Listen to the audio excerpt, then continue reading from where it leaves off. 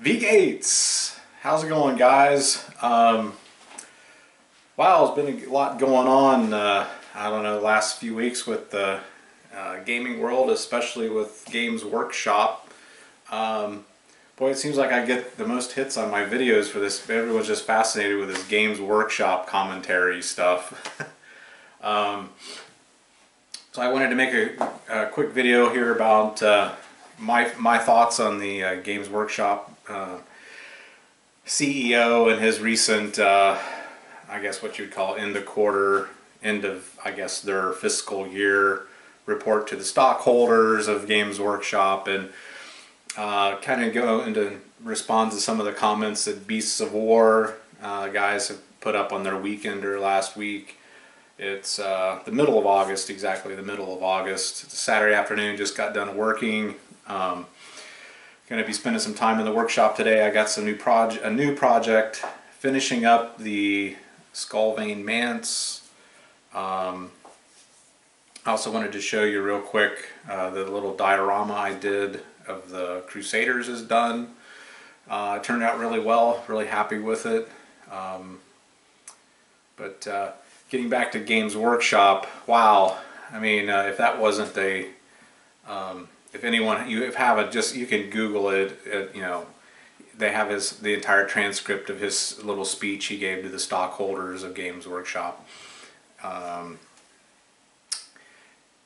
Really a snapshot of what a corporation is all about. It's about generating profit for the shareholders to maintain shareholder pricing and this and that and the other. And it really reveals the trap that a lot of companies get in as they grow when they go public and to raise money. And those of you guys that, maybe some of you younger guys aren't familiar with, well, why is there a stock market?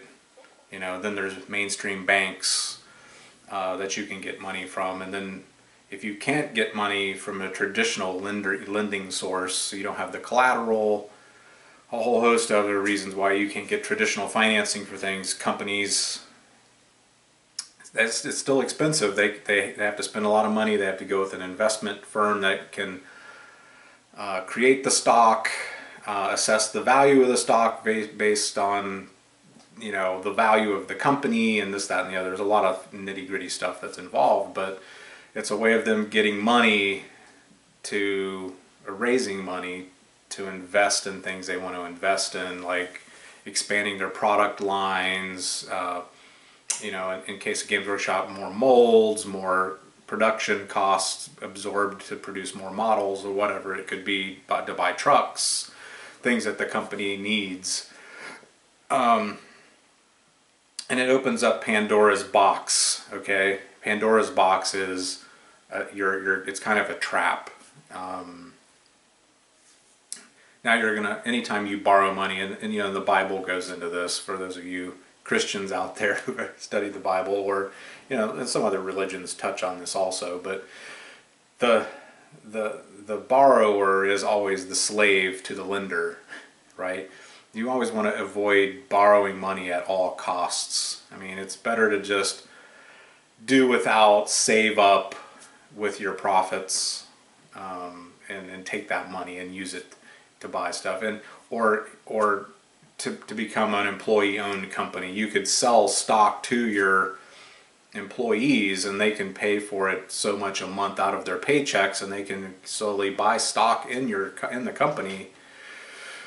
Is another way of doing this, but my point is, you become beholden to the stockholders, and you're constantly trying to do whatever you can to make your stock, your profit, your bottom line look good. That makes your stock value hold. It may make it go up. Some stocks pay dividends, which is, they may say, let's say, we'll pay $2 per share, which is a portion of the profits from the company.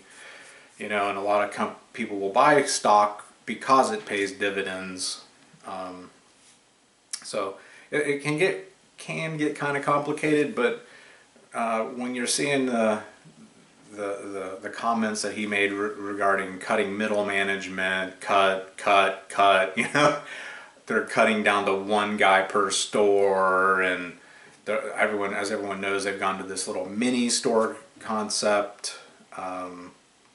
Wow, that's telling you that they've reached the point, guys, where they're charging more than the market will bear for their models.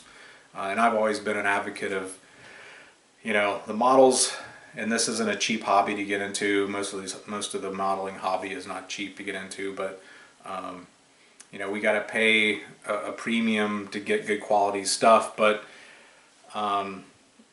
that's a small part of the market segment. There's, most of the market is college kids, high school kids, middle school kids, folks that are on fixed incomes.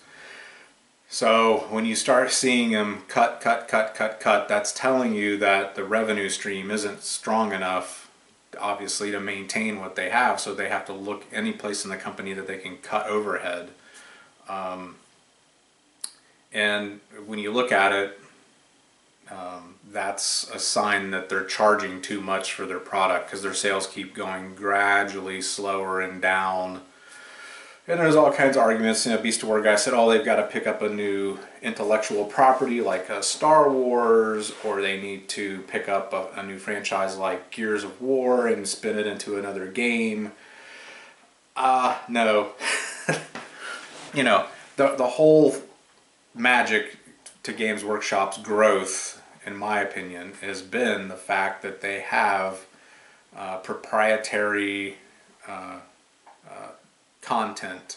It's unique to itself. The Warhammer Fantasy, the Warhammer 40K, those are two universes that have been completely created. Like a J.R.R. Tolkien sat down and created this whole thing called Middle Earth, and they sat down and created the Imperium, and they've created the Warhammer Fantasy world.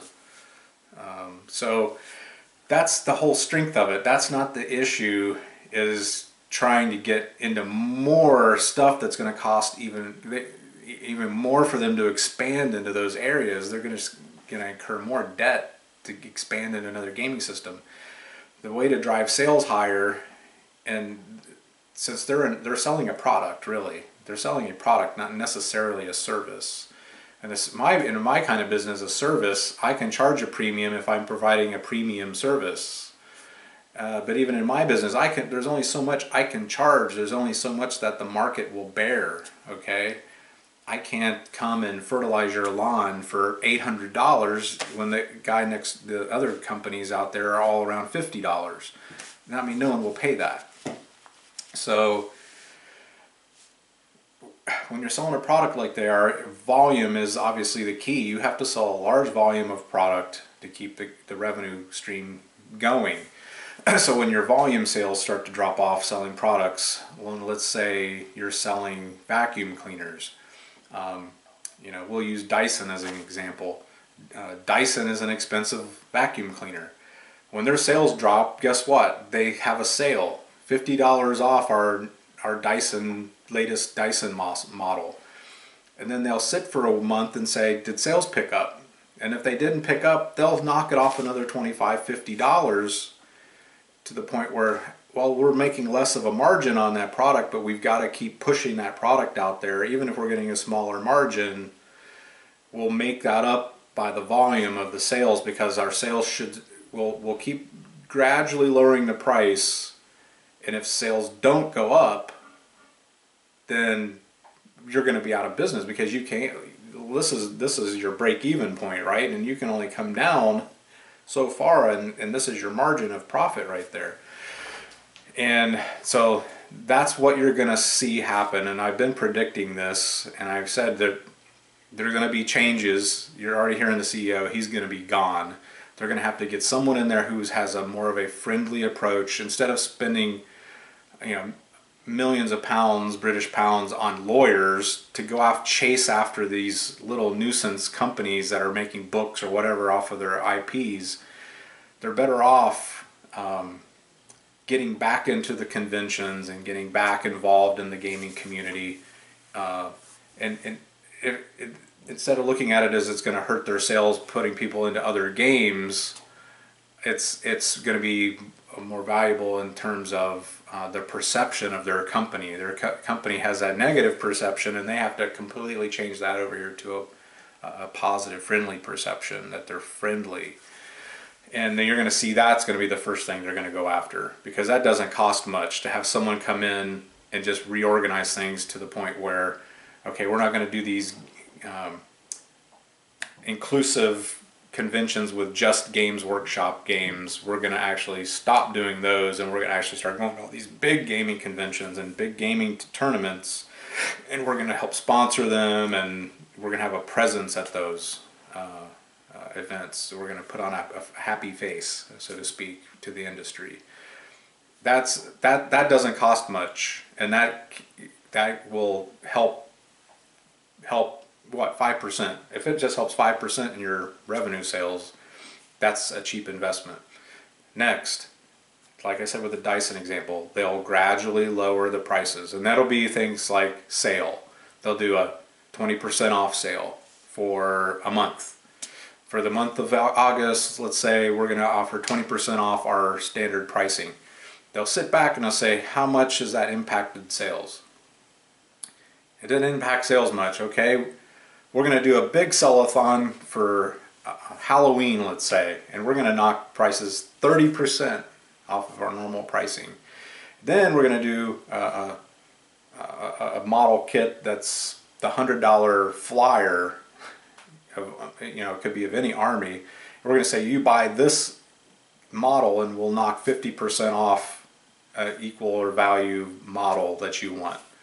You'll start seeing those kinds of things first, and they'll be sitting back and seeing how that impacts their volume sales, because they'll be making a little bit lower margin, but if they can pump the volume up, which they're set up to crank these models out, and they can crank them and crank them.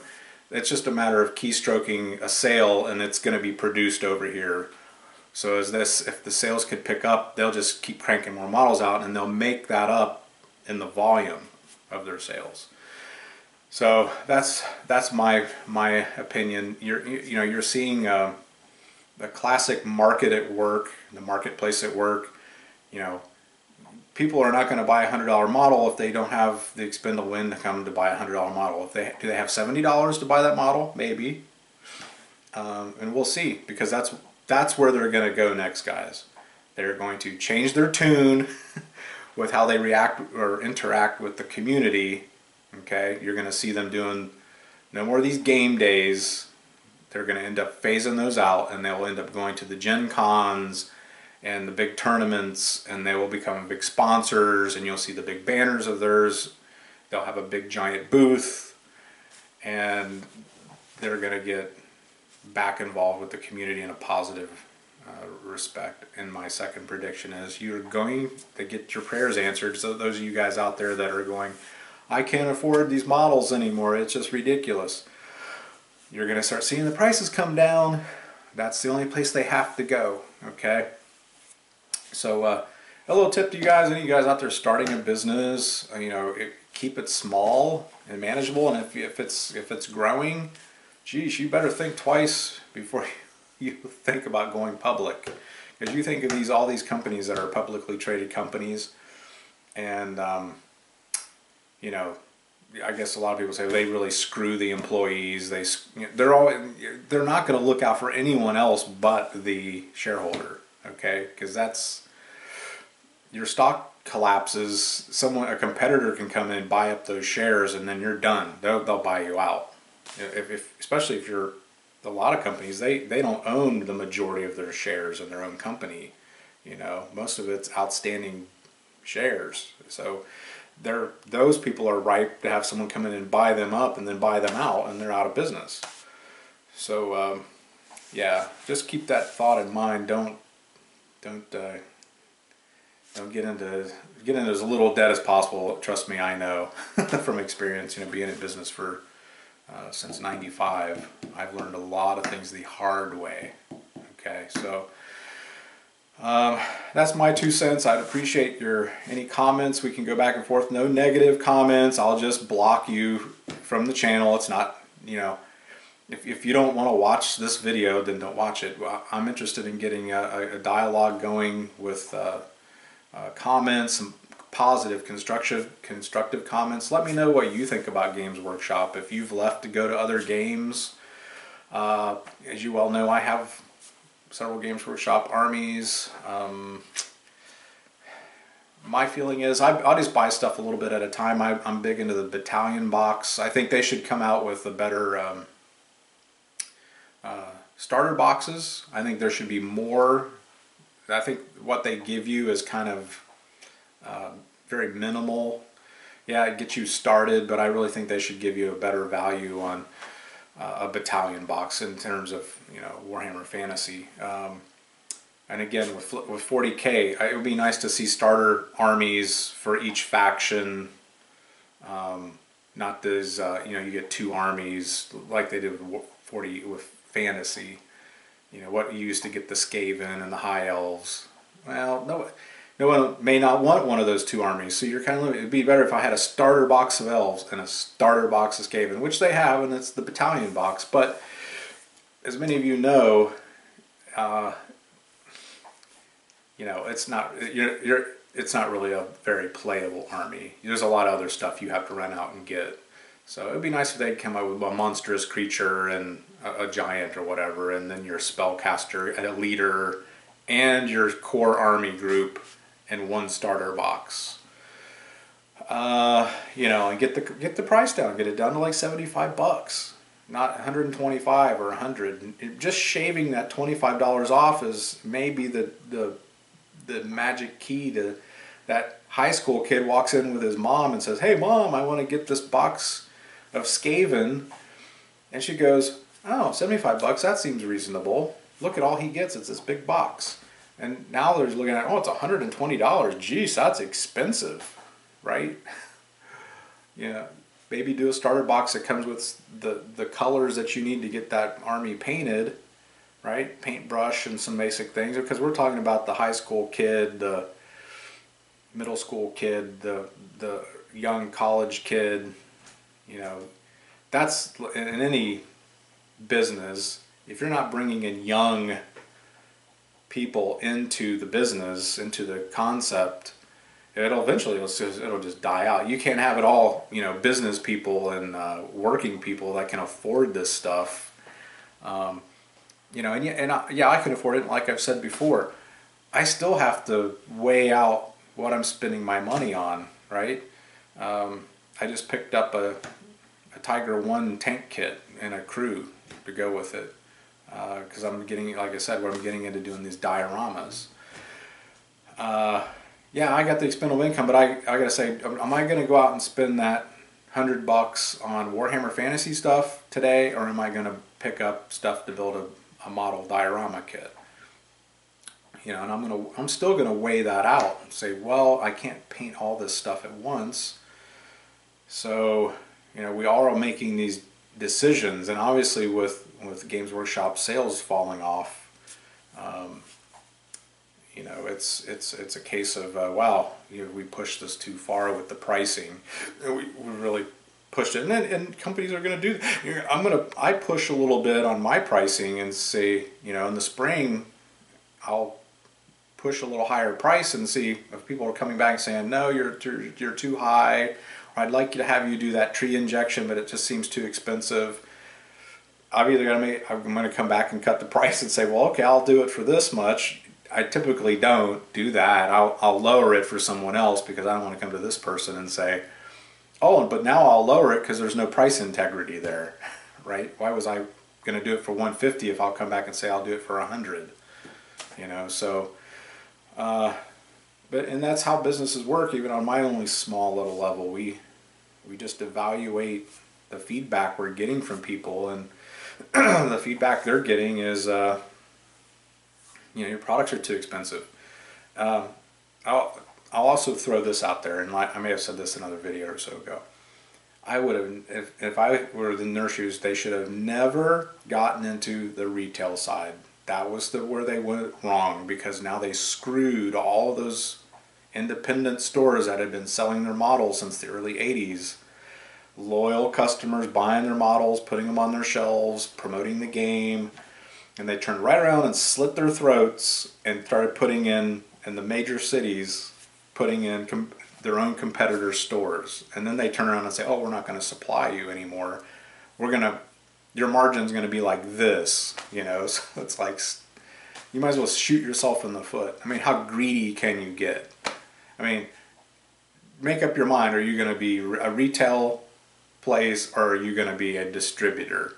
You know, I would say they would have been better off letting the brick and mortar guys deal with the overhead of running a store. All they got to do is supply the stinking models, right, and ship them to them. That's all they had to do. But no, it's like a lot of things. You know, a lot of companies do this stuff. And in big companies I work for, it's not enough to be a lawn service. They got to get into pool cleaning and driveway sealing, and they start getting into all this other stuff to drive sales and revenues, and then they realize that they end up losing their core business, which was lawn treatments. You know, and I think Kim Lawn was a company that I'm speaking of. It's now defunct, so I can mention their name and not get sued. You know, they went all over the place, and they lost the sense of what they're about and what their focus is. So yeah, I mean, and it's like, you know, most of those stores are franchises, you know, so I don't know. It's just, you know, a lot of you will say, "Oh, they're greedy, they're greedy." Yeah, right, but then that's what happens when you're beholden to someone over here going, "Money, money, money. I want my stock price to go up. I want a dividend check at the end of the year."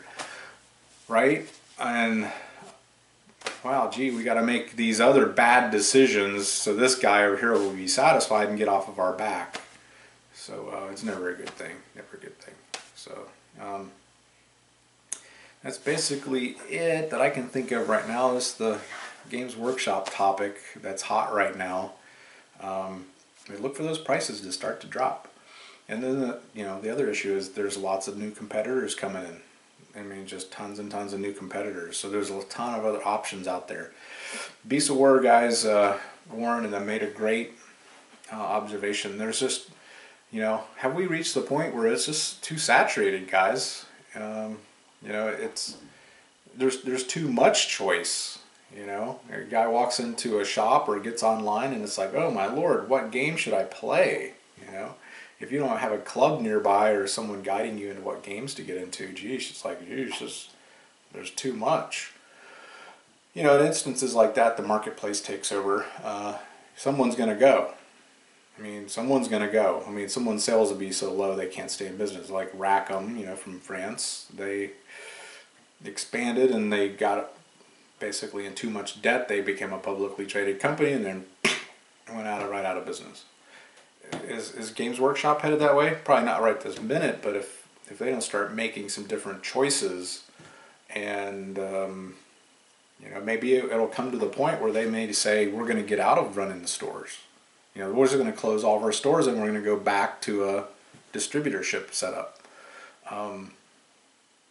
But I don't think picking up another game is the answer. Like I said earlier, it's just, you know, what Fantasy Flight's doing, the spaceship, Star Wars spaceships. They've tried to do the role-playing Star Wars, you know, and then the miniatures. Someone, I don't know who it was, but they were producing a lot of pre-paint minis where you were doing battles with stormtroopers and this and that. And that's been done, and you know, and spinning off. It's like, have you ever gone and seen a movie and then 2 months later there's a video game for the movie and the video game totally sucks? It would be like that, you know. It's like, oh really, you know, really, Gears of War tabletop game. I mean, I know there's a board game out there for Gears of War, but it's like, yeah, it just doesn't have any appeal, at least to me. I like the concept of being unique. Infinity is a great example. War Machine, I mean, completely unique. You know, they're not scamming off of some hit movie, you know, like Aliens, you know. Whatever, that's just my 2 cents.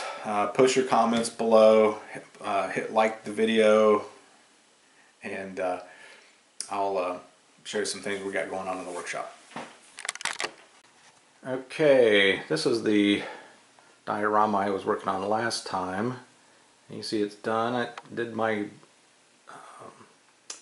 My title was Courage because they're Templar knights and they had to be really brave to go down to the Jerusalem area and fight, and I had to have a lot of courage. So it really turned out nice, a lot of good detailing.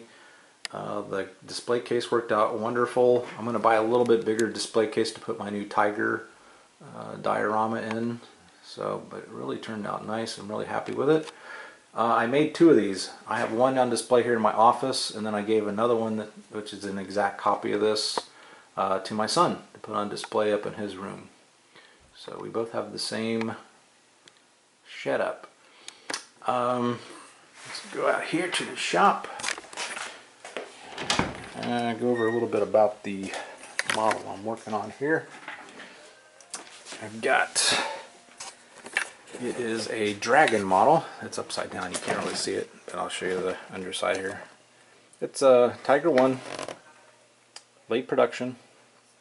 The Zimmerit is obviously the coating they put on the tank and the texturing on the tank so that magnetic mines would not stick to it. Great kit. I did some studying. Tamiya obviously is a great company that makes good models, but they didn't have what I wanted at the hobby shop, so I ended up picking up this kit. And Dragon is a Hong Kong based company that makes really good quality models. So, and this is also from Dragon. This is the, we got the commander and then some of the dudes that'll be standing around outside of the tank. Das Reich Division. And it's again another Dragon model. It gives you instructions on where to glue everything and the painting scheme and even what types of paints to use. So it's pretty cool. They turned out really well. I'll show you. Let's see, we'll show you the tank commander here. He turned out pretty well. I just got to do some viling and get some of the rough edges off before I do a base coat and start digging in on painting this turkey. And then the tank is pretty interesting. Those of you that may not have ever done a tank model, this is my first one really. So it has the suspension system the Germans developed was a torsion bar system, and that's pretty cool that this tank, you don't glue these into place, the actual suspension system will actually work on this tank. So it shows you to slide those in. You can see how they're offset. It's kind of interesting how that was built.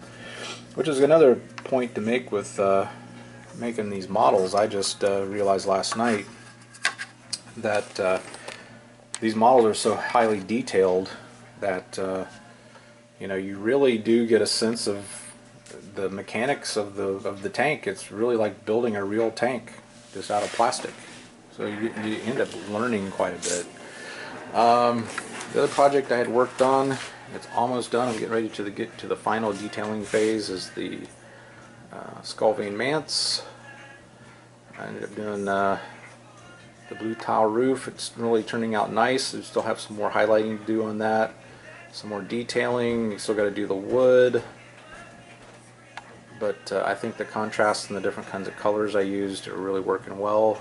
Some more dry brushing of the